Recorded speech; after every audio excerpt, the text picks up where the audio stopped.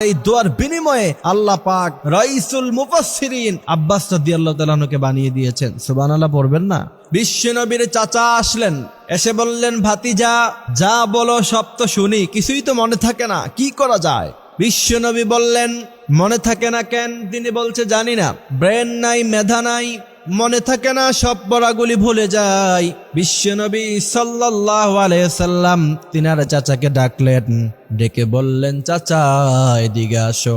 চাচার মাথার মধ্যে হাত রেখে বিশ্বনবী যেই দোয়া পড়েছেন ওই দোয়াটি বলছি।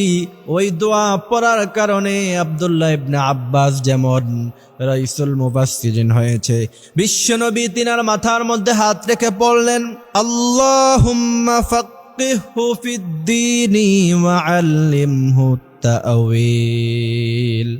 বিশ্বনবী এই দোয়াটা পড়লেন। আপনার সন্তানও যখন পড়ার টেবিলে বসবে